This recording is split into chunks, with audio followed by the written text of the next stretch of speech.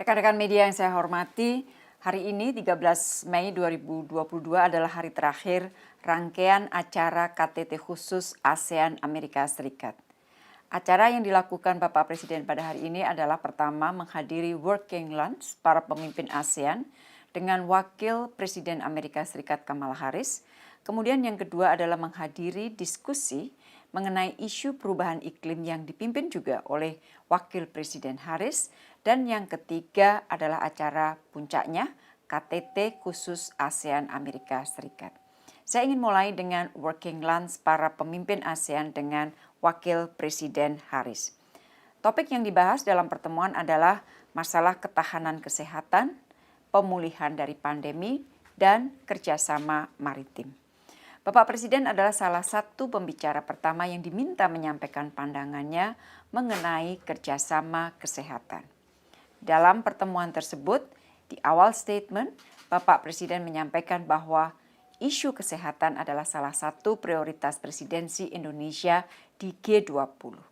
Presiden menyampaikan bahwa kemarin bersama dengan Presiden Biden, Presiden Republik Indonesia telah memimpin KTT COVID-19. Ini merupakan KTT yang kedua. Presiden lebih lanjut mengatakan bahwa kerja kita semua untuk menangani COVID-19 belum usai. Kerja kita untuk mengantisipasi pandemi yang akan datang masih terus berlangsung. Untuk menyelesaikan pekerjaan ini, menurut Presiden diperlukan penguatan kemitraan ASEAN Amerika Serikat. Di dalam konteks kemitraan Amerika dan ASEAN, Bapak Presiden menyampaikan beberapa usulan kerjasama kesehatan untuk memperkuat kesiapsiagaan global. Yaitu pertama, pembangunan sistem deteksi dini yang lebih efektif.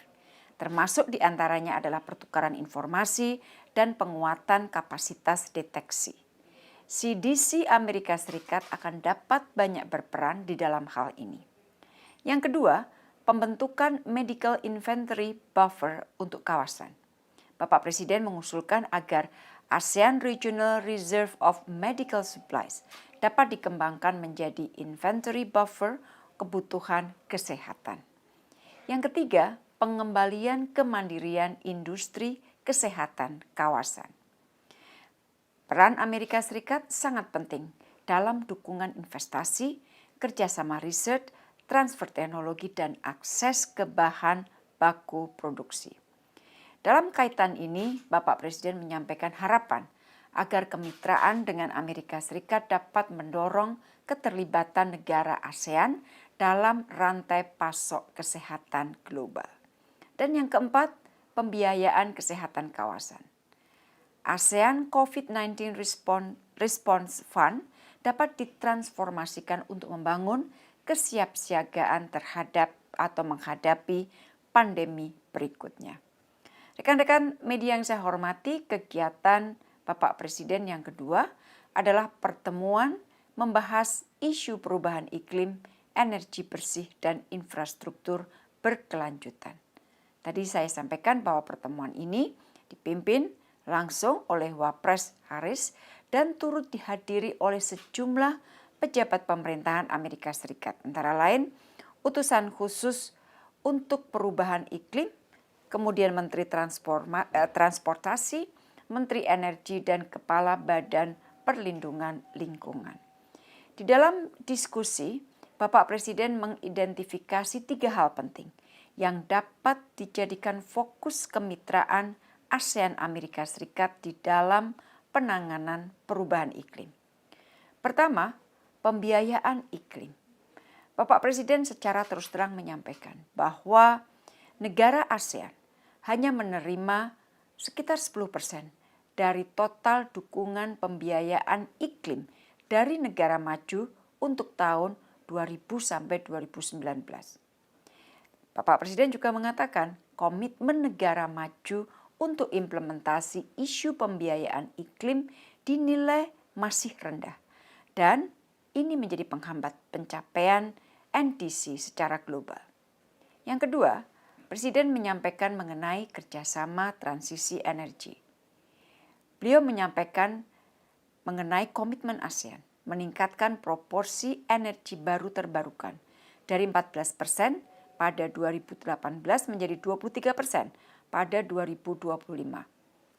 Disampaikan bahwa upaya ini memerlukan dukungan pembiayaan yang tidak sedikit, setidaknya investasi sebesar 367 miliar dolar dan transfer teknologi. Di Indonesia, Presiden mengatakan bahwa transisi energi untuk 8 tahun ke depan memerlukan 30 miliar dolar. Bapak Presiden menyampaikan berbagai potensi yang dimiliki oleh Indonesia seperti energi surya, bayu, maupun panas bumi di mana saat ini pemanfaatannya baru mencapai 0,3% dari total potensi. Dan Indonesia juga memiliki potensi besar sebagai hub pengembangan ekosistem kendaraan listrik di kawasan yang insya Allah pada 5 tahun ke depan akan lebih kelihatan hasilnya. Dan yang ketiga adalah investasi ekonomi hijau. Bapak Presiden menyampaikan bahwa ekonomi hijau berpotensi menghasilkan peluang ekonomi 1 triliun dolar dan menyerap 5-6 juta pekerja hingga 2030. Peluang kerjasama ekonomi hijau terbuka lebar dan diperlukan mekanisme yang dapat mempertemukan bukan saja sektor pemerintah, namun juga sektor bisnis. Investasi di infrastruktur hijau dapat menjadi unsur penting kolaborasi ASEAN Amerika Serikat yang memerlukan setidaknya 2 triliun dolar dalam 1 dekade mendatang.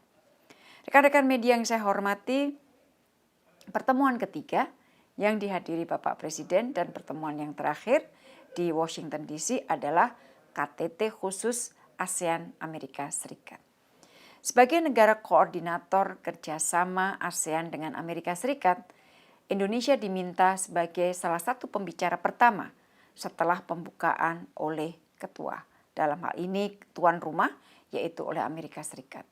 Di dalam pengantarnya Bapak Presiden menyampaikan keprihatinannya bahwa saat pandemi belum sepenuhnya usai, justru perang di Ukraina terjadi. Beliau juga menyayangkan saat dunia memerlukan kerjasama dan kolaborasi, yang terjadi justru rivalitas dan konfrontasi yang semakin menajam. Multilateralisme bukan menjadi semakin kokoh, sebaliknya unilateralisme yang justru semakin mengemuka. Bapak Presiden juga menyampaikan mengenai dampak perang di Ukraina, khususnya terhadap negara berkembang, seperti kenaikan harga pangan dan energi, serta perlambatan pertumbuhan ekonomi. Perang di Ukraina juga telah melemahkan multilateralisme. Perang yang berkepanjangan di Ukraina berpotensi memecah belah hubungan antar negara. Oleh karena itu di dalam pernyataannya Bapak Presiden menekankan bahwa pelajarannya sangat jelas. Perang tidak akan menguntungkan siapapun. Untuk itu perang harus segera diakhiri. Bapak Presiden mengingatkan setiap negara memiliki tanggung jawab untuk menciptakan enabling environment agar perdamaian dapat terwujud. Dalam pertemuan, Bapak Presiden juga mengulangi apa yang telah disampaikan di Kongres dan di acara makan malam sehari sebelumnya, bahwa sudah lebih dari 5 dekade, ASEAN terus membangun arsitektur keamanan yang inklusif, mengedepankan paradigma kolaborasi, serta mendorong habit of dialogue and rules-based order. Spirit yang sama ingin didorong di Indo-Pasifik melalui ASEAN Outlook on the Indo-Pacific. Oleh karenanya, Bapak Presiden menyambut baik inisiatif Amerika melalui Indo-Pacific Economic Framework atau IPEF dan diharapkan adanya sinergi antara IPEF dengan pelaksanaan prioritas kerjasama yang ada di dalam ASEAN Outlook on the Indo-Pacific. Bapak Presiden menyampaikan tahun depan pada saat Indonesia menjadi ketua di ASEAN, Indonesia berencana melakukan Indo-Pacific Infrastructure Forum dan beliau berharap partisipasi Amerika Serikat di dalam forum tersebut. Dalam pernyataan penutupnya, Bapak Presiden menyampaikan sekali lagi harapan agar kemitraan Amerika Serikat dan ASEAN dapat terus menjadi bagian dari jangkar perdamaian, stabilitas, dan kemakmuran di kawasan dan kemakmuran dunia. Rekan-rekan media yang saya hormati, KTT kali ini menghasilkan ASEAN-US Joint Vision Statement yang sudah diadopsi pada saat penutupan KTT. Sebagai koordinator, Indonesia memimpin proses perundingan Joint Vision Statement ini. KTT berhasil menyepakati secara prinsip peningkatan kemitraan ASEAN-Amerika Serikat dari kemitraan strategis menjadi kemitraan strategis komprehensif.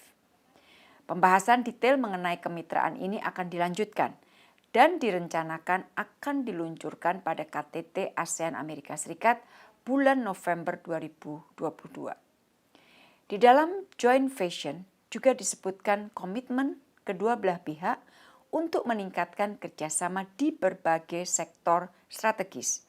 Antara lain, pertama, penguatan kerjasama pemulihan pandemi dan keamanan kesehatan guna memperkuat resiliensi atau ketahanan kesehatan kawasan melalui program ASEAN-US Health Future Initiative, dan Amerika mendukung ASEAN untuk menguatkan kapasitas manufaktur berkelanjutan untuk produk medis esensial serta riset bersama. Yang kedua, peningkatan kerjasama ekonomi dan konektivitas, antara lain untuk memfasilitasi penguatan rantai pasok dan konektivitas kawasan untuk peralatan medis, obat-obatan, vaksin, komoditas pertanian, kemudian mendorong pemajuan transportasi berkelanjutan termasuk kendaraan listrik, serta memperkuat kapasitas cyber security dan pemajuan literasi digital yang inklusif. Yang ketiga, di dalam Joint Vision Statement tersebut disebutkan mengenai peningkatan kerjasama perubahan iklim dan melalui program US ASEAN Climate Futures dialokasikan dana untuk mendukung implementasi Nationally Determined Contribution atau disebut NDC dari negara-negara ASEAN. Selain itu, juga didorong kemitraan publik swasta untuk mendukung percepatan transisi energi bersih antara lain melalui skema financing, blended finance, dan transfer teknologi. Keempat, peningkatan kerjasama pendidikan termasuk penguatan kolaborasi universitas dan perusahaan melalui program Billion Futures dialokasikan untuk peningkatan pembangunan pendidikan, pelatihan guru, dan promosi pengarus utamaan gender. Kelima, peningkatan kerjasama maritim melalui ASEAN-led mechanism dalam bentuk memperkuat koordinasi antar Maritime Law Enforcement Agency di bidang maritime domain, awareness, search and rescue, keamanan maritim, dan pemberantasan IUU fishing. Rekan-rekan media yang saya hormati, kehadiran Bapak Presiden pada rangkaian pertemuan KTT ASEAN Amerika Serikat diharapkan dapat memperkuat kerjasama konkret antara ASEAN dan Amerika Serikat demi menjaga atau demi berkontribusi bagi perdamaian, stabilitas, dan kemakmuran kawasan Indo-Pasifik. Keseluruhan rangkaian acara berjalan dengan lancar, diskusi dilakukan secara sangat terbuka, dan diskusi atau pertemuan-pertemuan yang dilakukan tidak hanya dilakukan dengan pemerintah, tetapi juga dengan Kongres dan juga dengan kalangan bisnis. Demikian rekan-rekan media yang dapat saya sampaikan. Sekali lagi, terima kasih.